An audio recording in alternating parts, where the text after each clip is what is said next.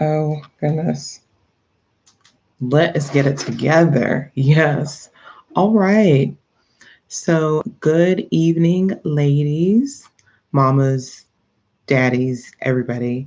Put the kids to get bed. Hopefully, the kids are already in bed. It is mommy time. And this is Coco with Africa Pop Mommy Health and Wellness. How is everyone doing? So, today we're going to review and react to Adrienne Houghton's new series on her channel, Love Always Adrienne, I believe, about her journey to becoming a mother, particularly speaking about IVF. So I believe me and Adrienne are roughly around the same age. I was born in 83. I think she's born in 82 um, or 83. So we are contemporaries, or maybe she's born in 84. But um, fun fact again, one of my line sisters worked at The Real, and she never had anything bad, as one of the producers, never had anything bad to say about her. And we, I think we both, maybe around the same time, maybe I started a bit earlier with IVF Journey. And when she announced, on The Real that she was going through her own journey, I thought, wow, that's amazing that someone around my age was going through the same thing that I was going through. So I found that pretty fascinating. And but I, because I just know how it is, I respected her not saying as much or as little as she wanted to, because I mean, it's your business. You don't have to tell anyone if you don't want. And fun fact, I Israel and New Breed, one of my favorite artists, period. And funny fact, I believe 2005, 2006, I don't know, my mom thought we were the Nigerian version of the Van Trapp Family Singers. We sung It's a New Season for a church celebration of some sort. So that's a fun fact about me growing up, 3LW, all of that with Adrienne, and then later in life coming into knowledge of Israel and loving his music, and they got married. Now, Israel was married before and has children from a prior um, marriage, but Adrienne did not have children. So and then before I get into the review, it's very interesting to note that it's not, especially if you're a married couple, it's not a woman's issue, it's not a male issue, it's a family issue. Because if there's an issue on neither side, then it's y'all's issue. I mean, even if, everything's right with him, what's he going to do? Break with his wife and have a child with a random person? No. So if you're a couple, particularly if you're a married couple, and you both want children, and then you go through IVF, one problem is both people's problems. But regardless if it is a male or female issue, so the woman has to be stuffed with drugs and have overstimulation of ovaries to overproduce eggs. But anyways, we're gonna get into it, and then I'll react to. I took notes to the first episode. I'm going to be reacting to the whole series and finding ways that we were similar, and how our stories are dissimilar in some ways. And also, I will share my story on this channel. It is a rather long one because the journey started technically 2015, but we saw uh, we we had our first meeting with the specialists in 2013. But I'm for another day. This focuses on the first episode of Faith and Family with Adrienne and Isreal. And shout outs to them. It takes a very strong person to talk about the story. I've watched all the episodes. I think they released an episode today so far, and all I had to say is wow, wow, wow, wow, wow. We share many similarities, but also differences when it comes to our journeys. And just kudos to you.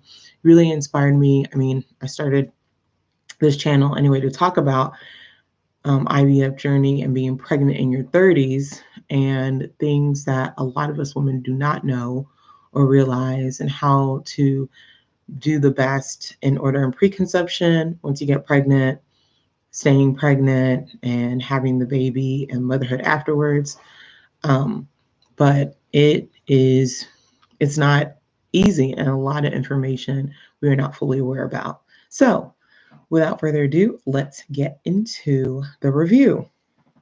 Now, the episode opens off with um, Adrienne explaining why she is sharing her story, and that she wants to bring hope and information on her fertility journey, and was inspired with how other people shared their journey.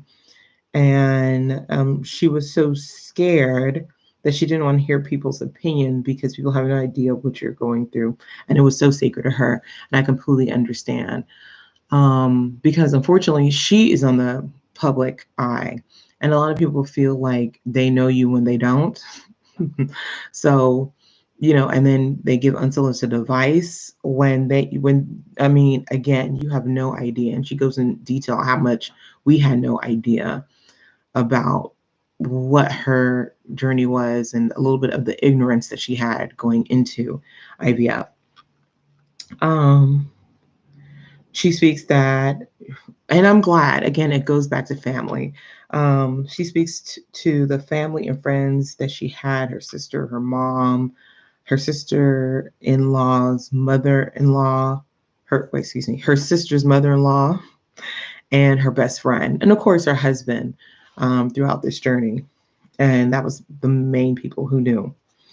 And she speaks about Israel, and he goes into how God's mercies are new every morning, and they really are. And that was an encouraging word that I need to hear, being currently pregnant myself, feeling like my energy is being drained, not every day, but on several days. So it's always good to hear a word of God for inspiration.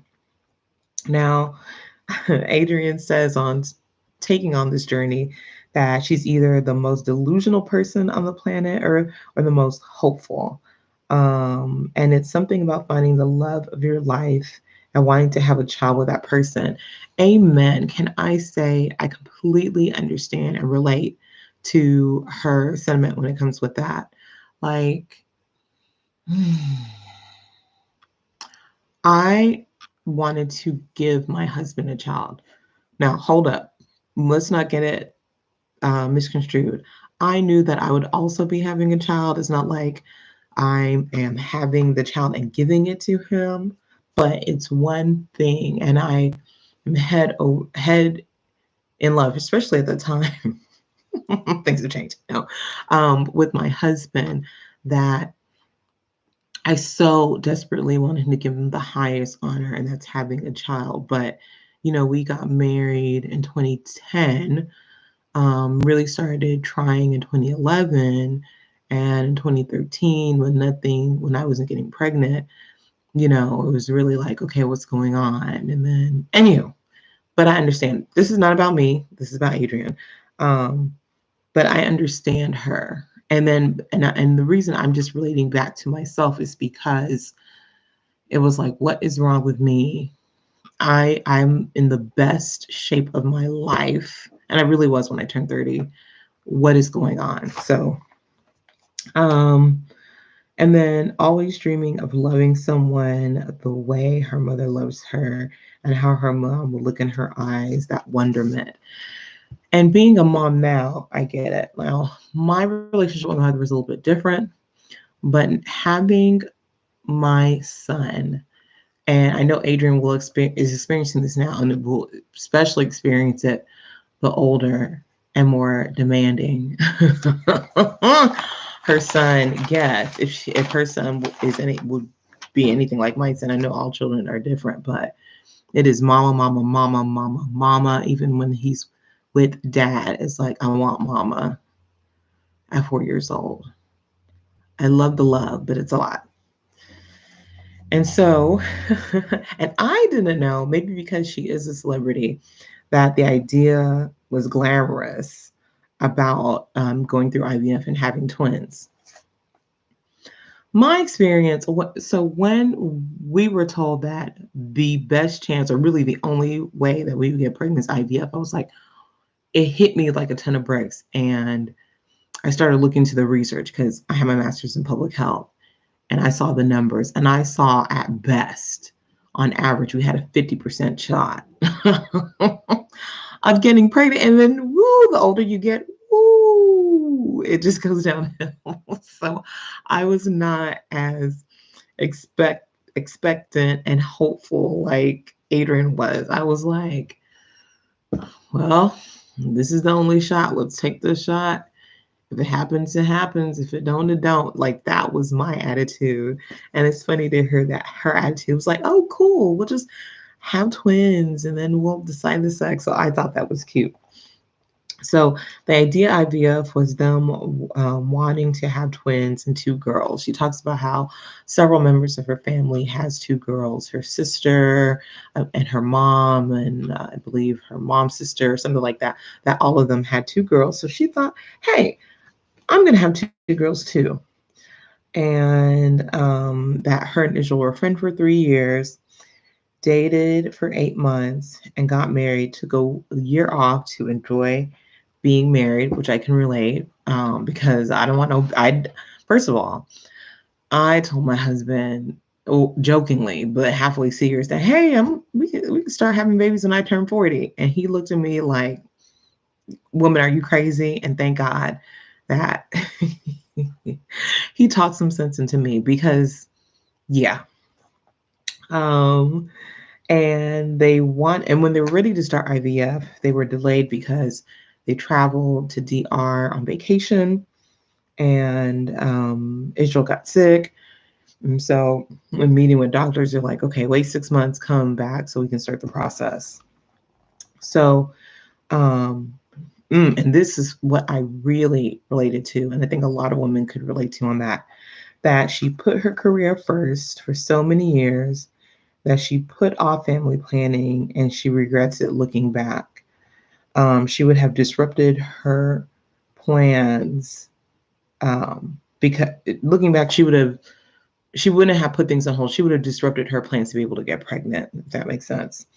They had a plan to get pregnant in August, give birth in May, and be off for 4 months and go back to work.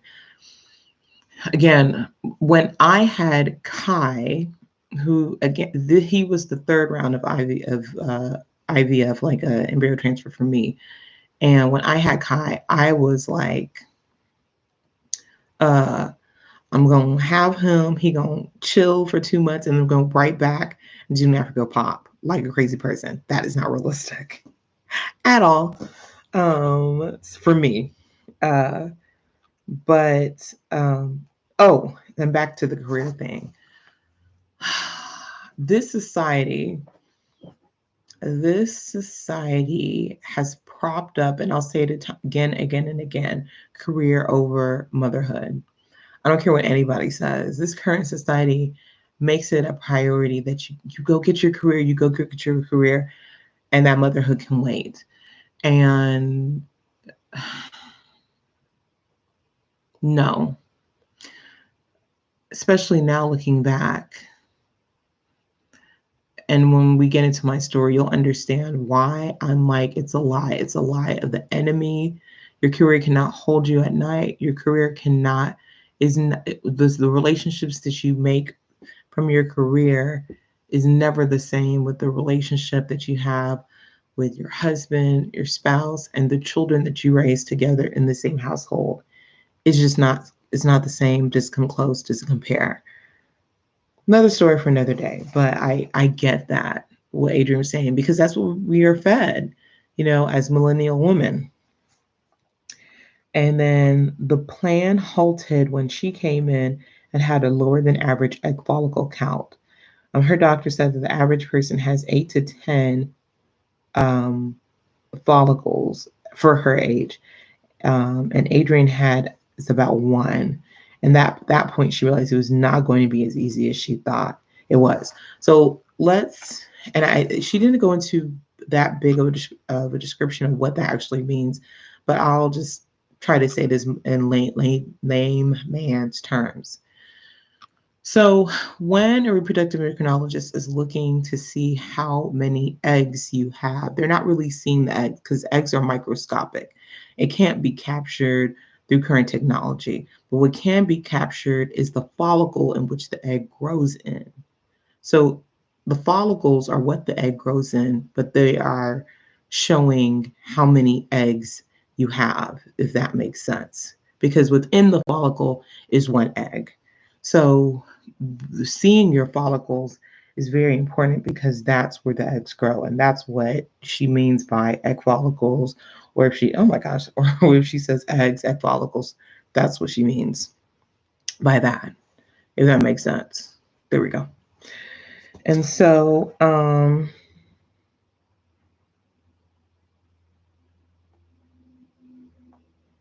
yes. And so, peak fertility for the average woman is 24. And I was shocked when I found that out too. It's so interesting. I grew up in the 80s, and I don't know what it was before then or after in the 70s or 90s, but when we learned about the birds and the bees, it was sperm meets egg, fertilizes, babies there. But, and maybe I didn't pay attention, but they didn't really go into that. Or again, maybe I didn't pay attention, or it just wasn't brought to my realization that a woman will be born with all the eggs she has in utero, and that in the mother's womb, and that is the max amount of eggs she will ever have. She cannot have new eggs, and those eggs are falling down a hole, are leaching, whatever. I know this is a worse analogy, out of a bucket, never to be replenished. And also the quality is going down as well. So, and then for men can regenerate sperm each month. So forever until they die. So I think part of the societal pressures just comes from our biology that women only have a certain window of time to give birth.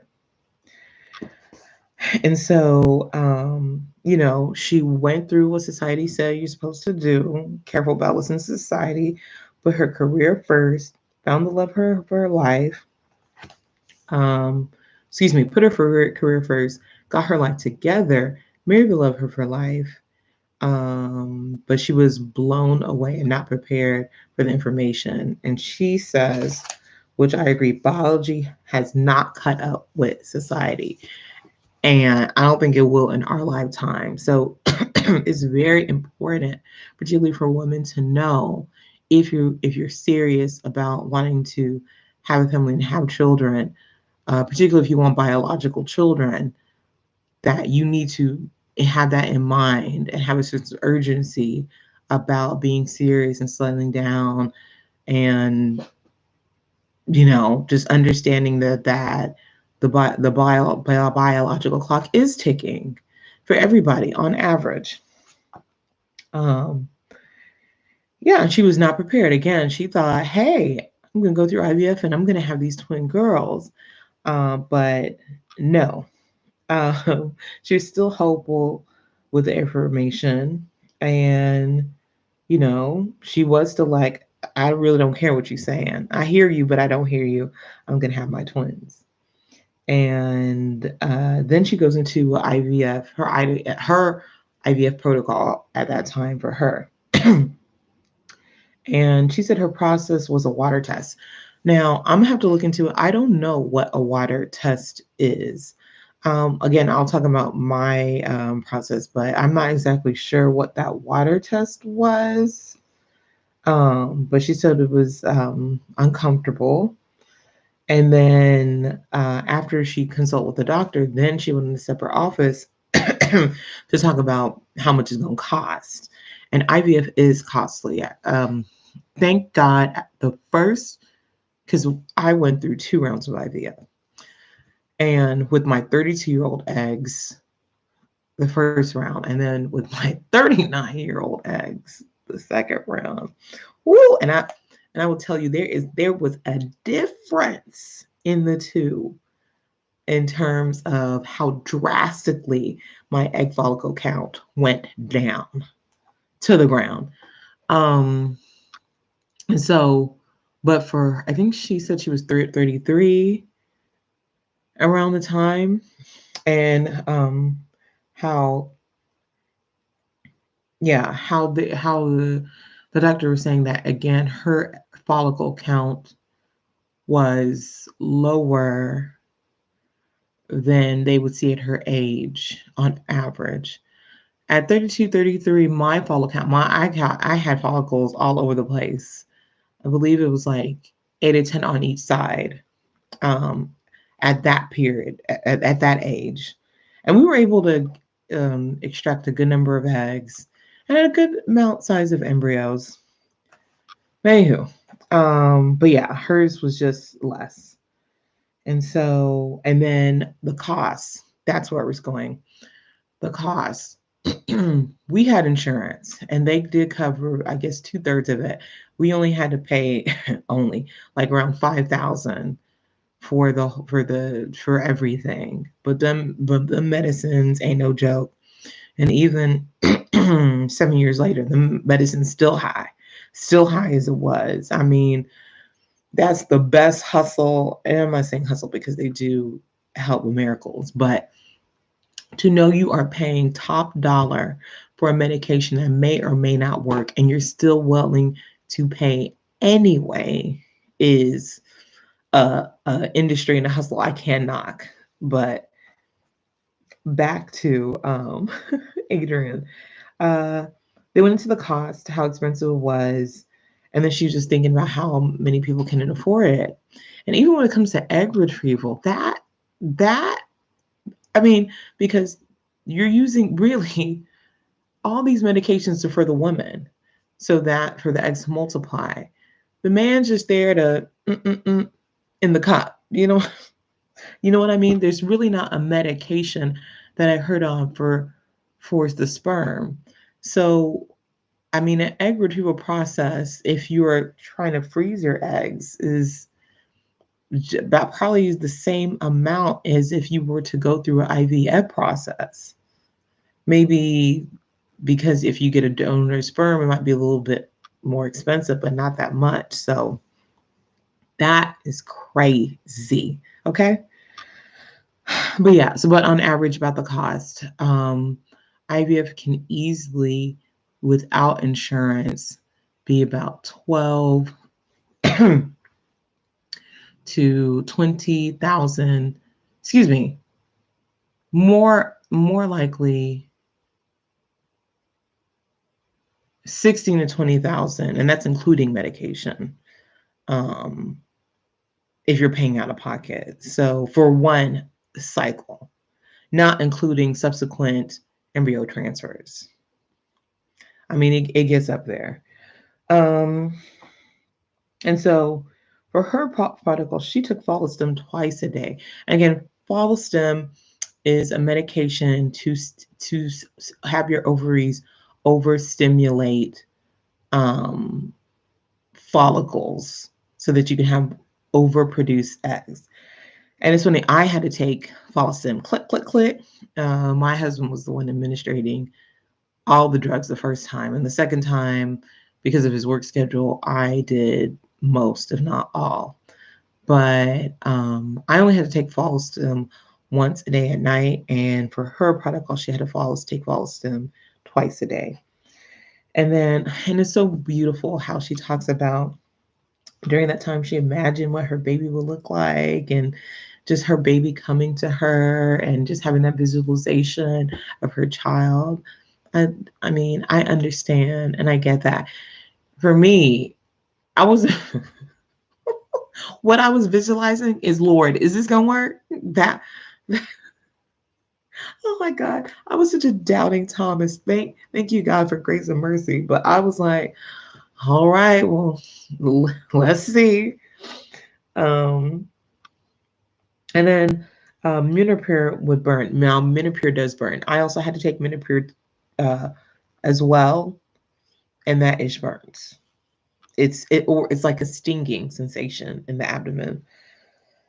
And then Adrienne also had a thyroid issue. So, in addition to, I believe she saw a reproductive endocrinologist. She didn't indicate that was the doctor's title, but she said she saw her IVF specialist, and then she had her own endocrinologist.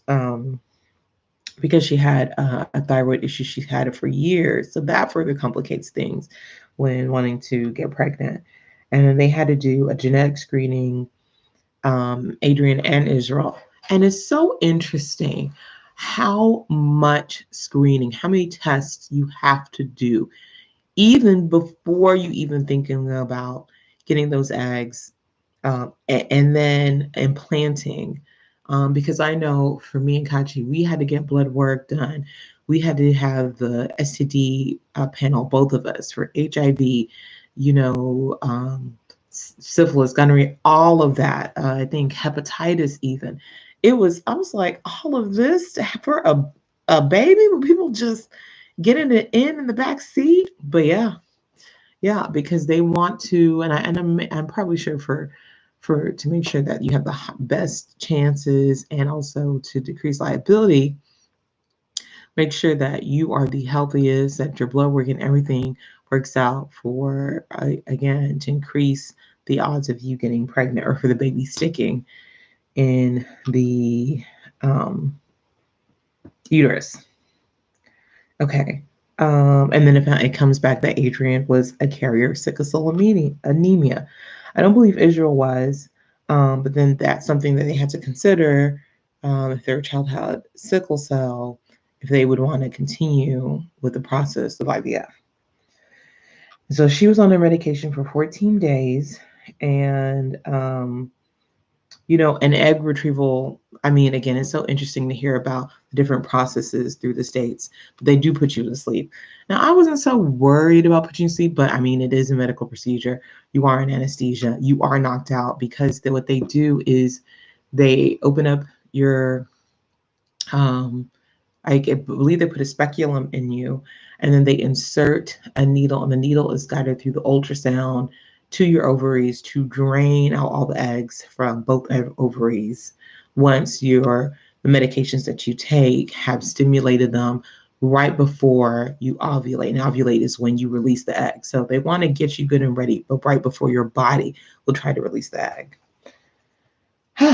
And then she got 6 to 8. She has about 6 to 8 follicles, um, and they got 6 eggs. 4 were fertilized to mature, and they got genetic testing. And then again, she was clueless about picking the baby. The male partner decides the sex of the baby. You can't just choose because the male has, I believe we only have XX and they have XY. Again, I'm not geneticist. I don't even know if that's the right word. But anyway, the man decides the sex of the baby. So you can't really just choose because if he's just bam, bam, bam, pulling out boys or pulling out girls only, that's what it is. And that's what she kind of talks about. And then they had 4 embryos, but all 4 were abnormal. She says one was missing chromosomes, one had Down syndrome, and 2 were not viable. So that was heartbreaking. And I could just imagine how she feels. And then she speaks how she internalized things, how she didn't want to confront it. And she just felt, and women, we carry a shame with us sometimes when it comes to not being able to have children or going through fertility issues. So I completely relate and understand that feeling. She did another cycle, and that cycle 8 eggs, 6 fertilized. Her mind changed from what's the sex to let's get something. And hey, I feel you. After certain rounds, it's like, look, let's get something. And she speaks about how Israel was performing at Elevation Church, and while recording, They get a call from the doctor, which she ignores.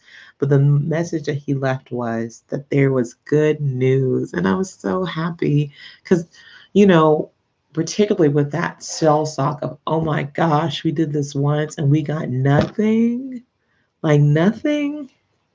To hear that they got good news, two healthy embryos, one girl and one boy. Now, my clinic did not do the testing to know what was the sex was.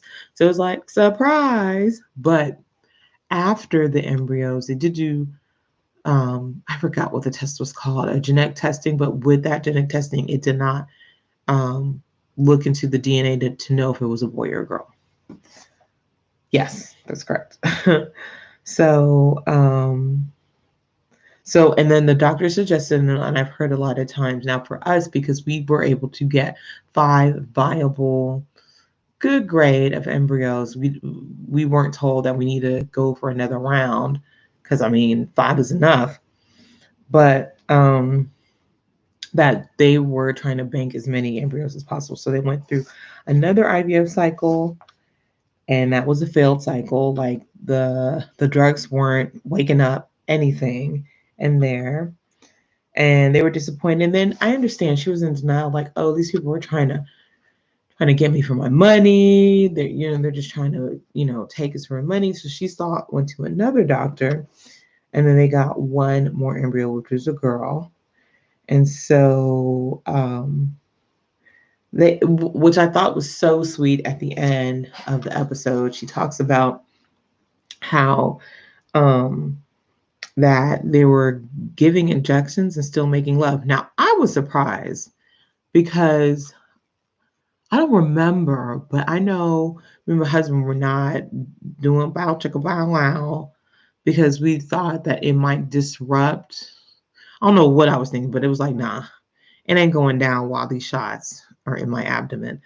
But that was lovely. I thought that was like, you still love your husband. You still, hey, maybe it's a possibility, And that's where the episode ends. Overall, for this first episode, I love how much faith she had because Adrienne was the opposite of me. Total opposite. I was like, I was crying. I was like, oh my God, we're not going to be able to have kids. I mean, if we have a small chance, let's just try because a small chance is still a chance, but no. And then she was like, well, I want to have twins and they're going to be girls. She was in the opposite end, but then actually going through the process and wow, this is not as easy as I thought it was going to be. That wake up call that she had and that get up and go spirit, like, okay, it didn't work, but I'm gonna go back to work. No one's gonna really know what's going on with me. I just can imagine because that first round took me down. It wore me out. I had no energy. I was not in a good mood. I think I fell in a little mini depression and anywho. And then, my first round, I had a great number of eggs, high number of eggs, a good number of embryos, but the first one didn't take. And it was like, oh my, anywho, we're going to get to my story later. But she really just had me go back a memory lane. And the things that I had to go through in order to get my take-home baby, wouldn't even believe. But for Adrienne and Isreal, thank you so much for sharing your story. Thank you so much because we're going to get into the other episodes and her journey is a doozy. And I just give it to her for being so brave. But you got me. You got me with this first episode. Thank you so much for sharing your story. It's going to be a blessing to others, and particularly for women of color, Latina, or I believe that's the correct term, but people from her ethnicity, to see that and to hear her story, I think is amazing. And soon you'll hear mine. I think maybe next week I'll get into it. Who knows? But I'm going to keep on reacting to celebrity and non-celebrity stories about pregnancy and motherhood and the difficulty that a lot of times we just really don't hear enough of. So thank you, mamas. Oh, and I will be working on, anywho, I filmed some pregnancy workout videos. So hopefully they'll be up in the month of love, February. Uh, be patient with me, y'all. But yes, we will be reviewing the rest of the series of Love and Familia with Adrienne Bailon. And I'll see y'all later, mamas. And remember to keep your bumps popping. You want to see mine? I'm gonna let y'all see mine. Whoopsie. Yes. We getting out there, y'all. We are getting out there. Woo. See, when you do too much, you make things shake and fall off. Well, that's my time. That means it's time to go. I'll see y'all later. Peace.